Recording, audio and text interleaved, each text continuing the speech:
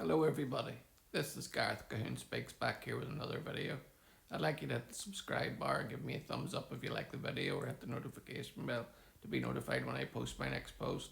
Or otherwise you can look me up at my website, which is www.garethcahoon.co.uk. Or if you'd like to support me in the ministry, you can do so through PayPal, garethcahoon3@gmail.com. This one is about first responders or genocide perpetrators. Israel cannot be both. It's probably fair to say the people who devote their lives to helping those in need by performing selfless acts of charity do not also moonlight as serial killers in their spare time. The comparison is no less absurd when it comes to the claim that Israel is guilty of having perpetrated a mass genocide in Gaza, when everyone knows its documented history of being the world's first responders anytime natural disaster strikes, even to its enemies. Now, as the unsubstantiated Hamas estimated number of 70,000 Gazans supposedly killed since October 7th is declared as a reliable figure, one might come to the conclusion that Israel has a deep, a deceptive, a deceptivity split personality. By day, they invent life saving treatments which benefit all mankind. By night, their blood-thirsty, sinister side emerges as they carry out the plan to annihilate the Gazan population. In the weekend magazine section of the Jerusalem Post, Gail Hoffman, executive director of the Honest Reporting, rightly suggests that the IDF should hire a PR firm, ensuring that its audiences abroad are exposed to the most favourable and accurate portrayal of what is taking place as it relates to Israel's continued fight for its survival. Hoffman is right because perception is just as important as the facts on the ground. When it comes to actions of the IDF, outsiders must feel assured that their defensive actions are warranted as well as measured in a way that maintains the belief that all they do is driven by a high level of morality. This is important because everyone knows that the Jewish state starts with the disadvantage of being unfairly judged even before they choose their military options.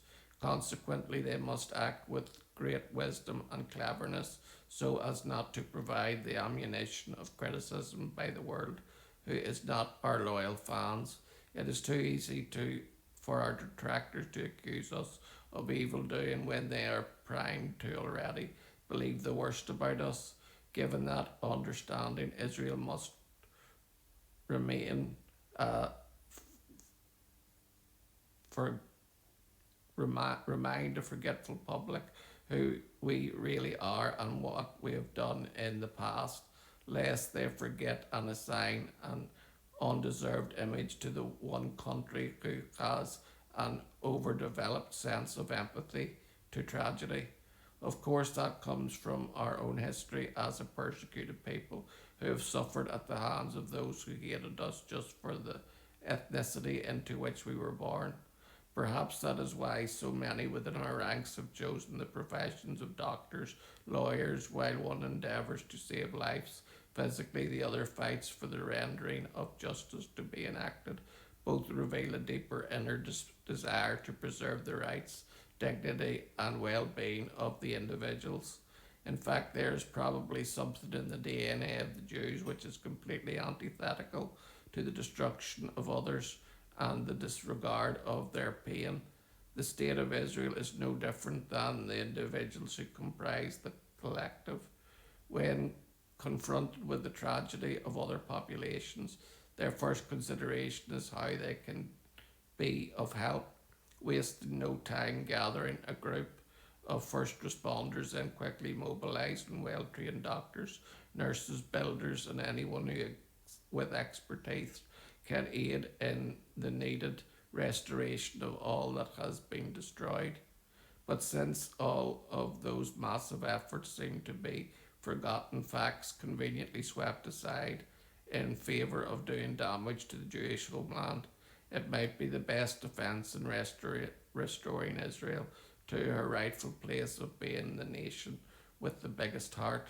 Ever since 1953, Israel has come to the aid of those in need. That year, when Greece suffered a devastating earthquake, the fledgling Jewish state, only 5 years old, sent Israeli Navy ships to provide medical treatment for survivors. Again in 1979, an IDF team was dispatched to Vietnam and Cambodia to medically care for the many displaced persons in refugee camps following the war. In September 1985, Mexico City was also the recipient of much needed help after 4 earthquakes hit the city, causing much devastation. The same IDF today, accused of war crimes in Gaza, sent a 350-person delegation of medical and search and rescue teams just 3 days following that disaster. Similar, in December 1988, Armenia was blessed to receive IDF rescue workers along with medical supplies at the time when 80% of the population was left homeless. Once again in 1989, as the Romanian Revolution was taking place, the IDF sent a team of doctors and surgeons there, accompanied by 8 tons of humanitarian aid and needed medical equipment. The help extended into the 90s, including Croatia, where its civil war was taking place. It also happened in Algeria as they suffered from Hezbollah terror attacks. Help was also sent to the Republic of the Congo during the Rwandan Civil War, not to mention Nairobi, Kenya, following a devastating car bomb explosion near the US Embassy. Macedonia, India, Egypt, Sri Lanka, Brazil, Albania, Honduras, Equatorial Guinea, Thailand, Cyprus, Haiti, the Dominican Republic, Colombia, Japan, Bulgaria, Ghana, Philippines, Nepal, and even New Orleans were also helped after the year 2000. Perhaps most telling was the assistance rendered to Turkey and Syria during their severe earthquake, two nations who had been extremely hostile to Israel. With such an impressive history spanning nearly 70 years running to render manpower, know-how, equipment and aid to every type to so many relations throughout the world, is it possible that any of the libelous genocidal accusations have any truth to them?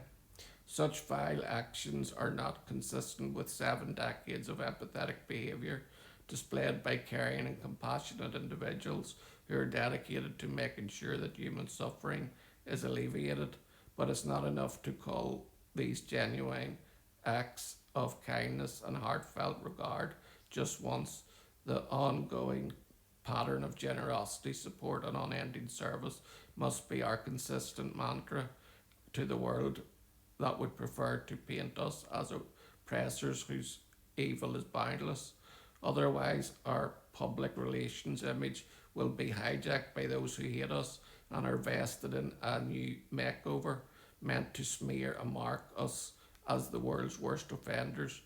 When it comes to the treatment of humanity, nothing could be further from the truth, because when it comes to helping others, it's clear that Israel wins the prize and is always first there to a disaster. This is the Israel that I know and love.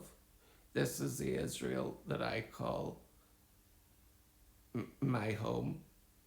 This is the Jewish people sending their people to many countries around the world who need help after natural disasters and wars. This is the Israel that should be remembered by the pro-Palestinian movement and every other genocidal organisation that wishes to bring her down. Shalom, Maranatha, and Hallelujah.